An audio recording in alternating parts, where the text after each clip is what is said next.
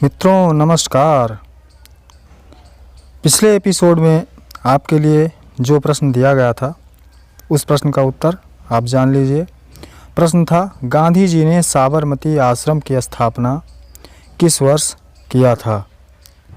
गांधी जी ने साबरमती आश्रम की स्थापना किस वर्ष किया था? उत्तर है 1916 में। गांधी जी ने साबरमती आश्रम की स्थापना 1916 में की थी।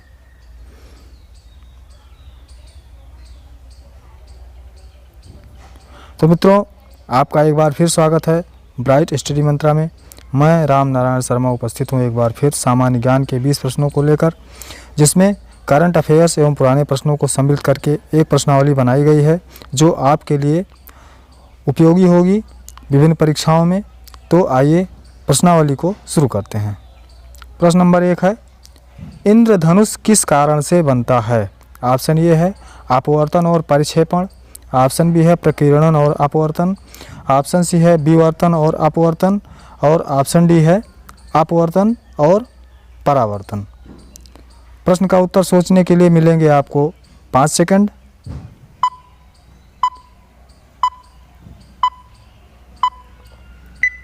तो इंद्रधनुष अपवर्तन और परावर्तन के कारण बनता है, जो कि ऑप्शन डी में दिया गया है। अगला प्रश्न, प्रश्न नंबर 2, लार किसके पाचन में मदद करती है? ऑप्शन ए है वसा, ऑप्शन बी है स्टार्च,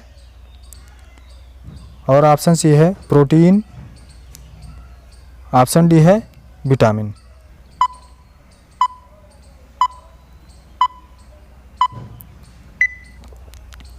तो लार स्टार्च को पचाने में मदद करती है, जिसका उत्तर दिया गया है ऑप्शन बी में। प्रश्न नंबर 3, उत्तर प्रदेश की सबसे प्रमुख नकदी फसल कौन सी है? ऑप्शन ए है कपास, ऑप्शन बी है गन्ना, ऑप्शन सी है धान, और ऑप्शन डी है तंबाकू।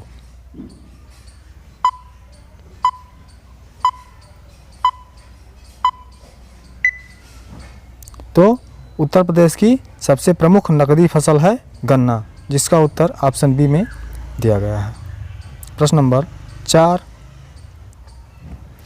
जिला न्यायालयों के न्यायाधीशों की नियुक्ति किसके द्वारा की जाती है? ऑप्शन ए है मुख्यमंत्री, ऑप्शन बी है राज्यपाल, ऑप्शन सी है विधि मंत्री, और ऑप्शन डी है राष्ट्रपति।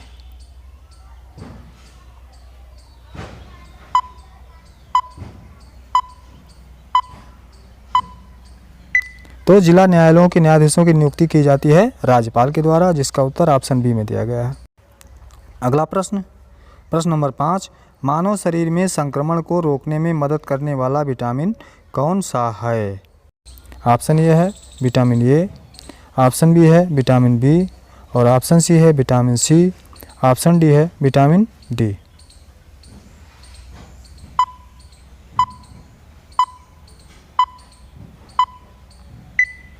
तो विटामिन ये है जो संक्रमण को रोकता है, जिसका उत्तर ऑप्शन ए में दिया गया है। प्रश्न नंबर 6, एशिया की रोशनी लाइट ऑफ एशिया किसे कहा जाता है? ऑप्शन ए है महात्मा गांधी को, ऑप्शन बी है गौतम बुद्ध को, ऑप्शन सी है माओ त्से तुंग को, और ऑप्शन डी है अकबर को। तो लाइट ऑफ एशिया या एशिया की रोशनी किसे कहा जाता है?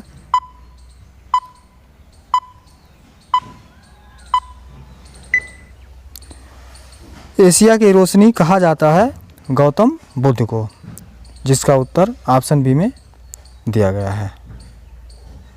अगला प्रश्न, प्रश्न नंबर 7, गणित से है ये, घड़ी की सुइयां एक दिन में कितनी बार एक दूसरे को ढक लेती हैं?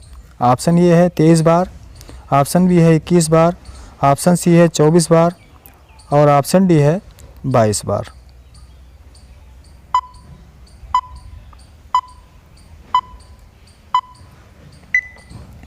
तो घड़ी की सुइयां एक दिन में एक दूसरे को ढक लेती हैं 22 बार, जिसका उत्तर दिया गया है ऑप्शन डी में। अगला प्रश्न, प्रश्न नंबर 8, वाईफाई का पूरा नाम क्या है? ऑप्शन ये है वायरलेस फिडेलिटी, ऑप्शन बी है वायरलेस फंक्शन, ऑप्शन सी है वायरलेस फील्ड और ऑप्शन डी है वायरलेस फिक्शन।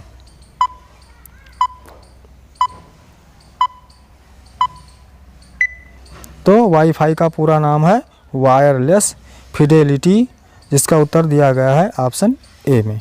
अगला प्रश्न, प्रश्न नंबर 9, राष्ट्रीय साक्षरता मिशन की शुरुआत कब हुई? ऑप्शन ये है 16 जनवरी 1989 को, ऑप्शन बी है 16 जनवरी 1988 को, ऑप्शन सी है 16 जनवरी 1987 को और ऑप्शन डी है 5 मई 1988 को। तो आइए देखते हैं इसका उत्तर क्या होगा।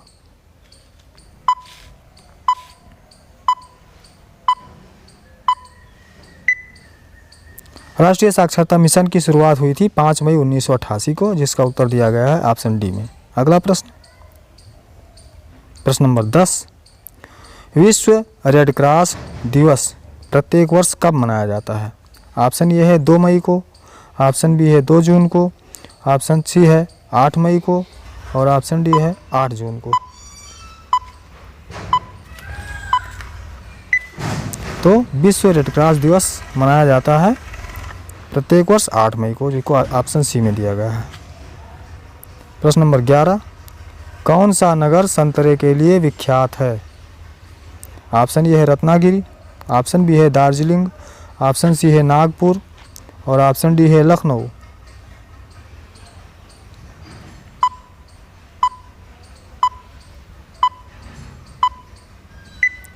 तो संतरे के लिए विख्यात नगर है नागपुर, जो कि ऑप्शन सी में दिया गया है। अगला प्रश्न, प्रश्न नंबर 12, चंडीगढ़ के रॉक गार्डन के सृजनकर्ता कौन हैं? ऑप्शन ये है प्रेमचंद,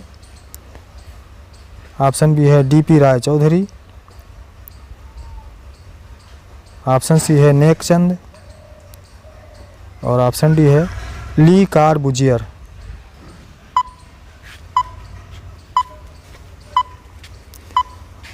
तो चंडीगढ़ के सृजनकर्ता हैं, रॉक गार्डन के सृजनकर्ता हैं नेकचंद, जिसका उत्तर ऑप्शन सी में दिया गया है। प्रश्न नंबर 13, भारत के अलावा निम्नलिखित में से किस देश में तमिल एक आधिकारिक भाषा है? ऑप्शन ए है श्रीलंका, ऑप्शन बी है सिंगापुर, ऑप्शन सी है श्रीलंका और सिंगापुर दोनों और ऑप्शन डी है इनमें से कोई नहीं। तमिल भाषा भारत में बोली जाती है और देखते हैं कहाँ कहाँ बोली जाती है।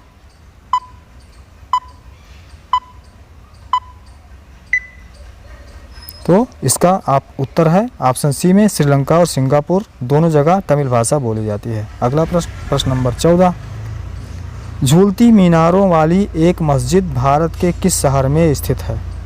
ऑप्शन ए है कानपुर, ऑप्शन बी है अहमदाबाद और ऑप्शन सी है जयपुर, ऑप्शन डी है रांची।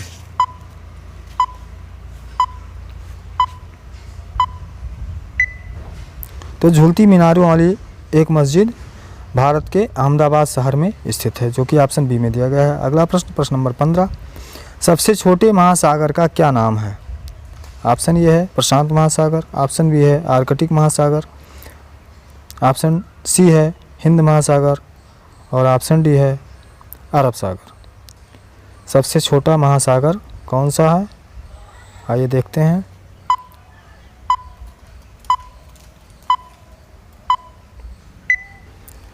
सबसे छोटा महासागर है आर्कटिक महासागर, जिसका उत्तर दिया गया है ऑप्शन बी में। आइए देखते हैं अगला प्रश्न, प्रश्न नंबर 16, क्रिसमस के बच्चे की धारा किस गर्म जलधारा का नाम है? ऑप्शन ये है एल नीनो तथा ला नीना धारा, ऑप्शन बी है कनारी की धारा, ऑप्शन सी है ब्राज़ील की धारा और ऑप्शन डी है लेब्राडोर की धारा। क्रिसमस के बच्चे की धारा किस गर्म जलधारा का नाम है?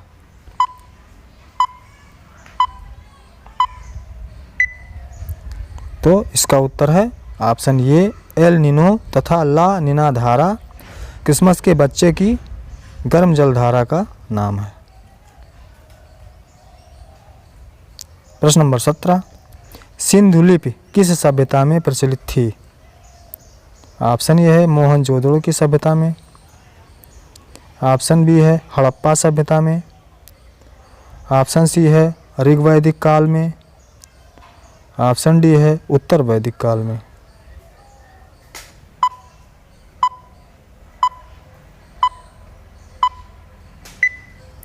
तो सिंधु लिपि सभ्यता प्रचलित थी हड़प्पा सभ्यता में, ऑप्शन बी में दिया गया है।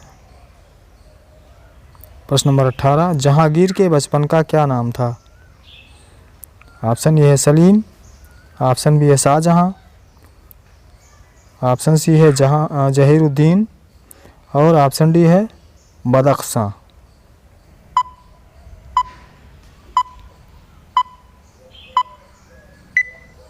तो जहांगीर के बचपन का नाम था सलीम, जिसका उत्तर ऑप्शन ए में दिया गया है।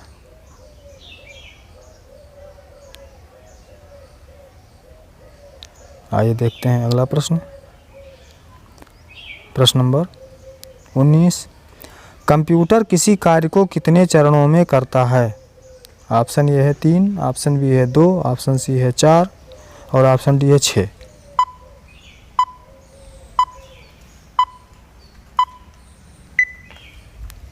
तो कंप्यूटर किसी कार्य को 4 चरणों में करता है, जिसका ऑप्शन उत्तर दिया गया है ऑप्शन सी में। अगला और अंतिम प्रश्न, प्रश्न नंबर 20, प्रथम विश्व युद्ध के दौरान धुरी राष्ट्रों का नेतृत्व किस देश ने किया था? ऑप्शन ए है जर्मनी, ऑप्शन बी है ऑस्ट्रिया, ऑप्शन सी है इटली और ऑप्शन डी है हंगरी। तो आइए देखते हैं इसका उत्तर क्या होगा।